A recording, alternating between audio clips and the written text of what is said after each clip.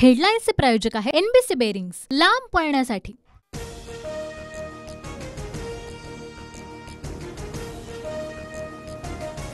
केंद्रीय गृहमंत्री अमित शहा छत्रपती संभाजीनगरमध्ये दाखल। जळगाव, अकोला आणि छत्रपती संभाजीनगरमध्ये शहांच्या सभा।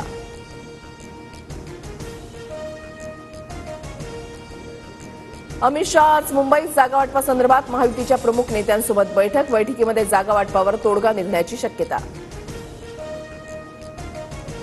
जय शहांना बीसीआयच्या सचिवपदी कसं बसवलं? जय शहांचं क्रिकेटमधील योगदान काय याचं उत्तर अमित शहांनी महाराष्ट्राला द्यावं। घराणेशाहीच्या आरोपावरून ठाकरेंचं शहांना आव्हान। 2024 ची निवडणूक भाजपच्या विजयासाठी नव्हे तर भारताच्या विजयासाठी आहे। नागपुरातल्या कार्यक्रमात उपमुख्यमंत्री देवेंद्र फडणवीसांचं वक्तव्य। आमच्यात फाटलाय, मनामध्ये शंका ठेवू नका, आम्ही पुन्हा एकत्र येणार नाही। अजित पवारांचा शरद पवारांसोबत न जाण्याचा स्पष्ट इशारा। परत येऊ अशी शंका तुमच्या मनामध्ये होती का? आव्हाडांचा दादांना सवाल। जातीयवादी पक्षांसोबत तुम्ही गेलात तेव्हाच मार्ग वेगळे झाले। जितेंद्र आव्हाडांची अजित पवारांवर टीका। वडीलधाऱ्यांनी आम्हाला मुभा द्यायला हवी, आम्ही आता 60 पार केली, 70 नंतर मुभा देणार आहात का? अजित पवारांचा शरद पवारांना सवाल।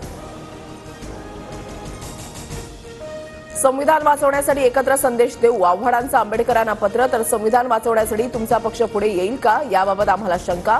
प्रकाश आंबेडकरांच्या पत्राद्वारे आव्हाडांना उत्तर। नवनीत राणा भाजपमध्ये आल्या तर चांगलंच, फडणवीसांकडून नवनीत राणांच्या पक्षप्रवेशाचे संकेत। तर मोदी फडणवीसांची भूमिका मान्य, नवनीत राणांची प्रतिक्रिया।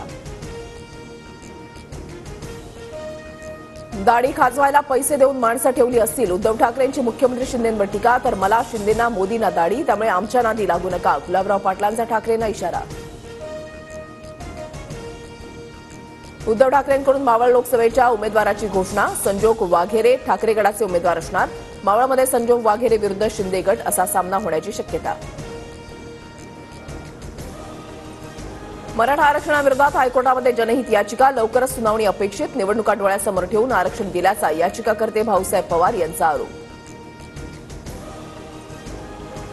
पुणे पोलीस आयुक्तांच्या सूचनेनंतरही गुंड निलेश गायवळचं रील्स व्हायरल। रील्सच्या माध्यमातून आमदार रोहित पवारांना केलं लक्ष्य। नाशिकमधील शेतकरी आंदोलनावर 8 दिवसानंतर तोडगा। आंदोलकांच्या शिष्टमंडळाशी मुख्यमंत्र्यांचा फोनवरून संवाद। मुख्यमंत्र्यांच्या आश्वासनानंतर आंदोलन मागे। राज्यात 17,000 पोलिसांच्या भरती प्रक्रियेला आजपासून सुरुवात। मुंबईमध्ये 3,500 पोलिसांची पदभरती होणार।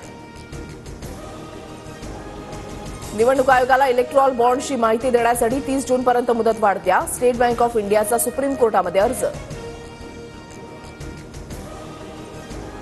दिवाळीत मुंबईतील सुमारे 700 घरांसाठी म्हाडातर्फे सोडत निघणार। गोरेगावमधील 332 घरांचा समावेश।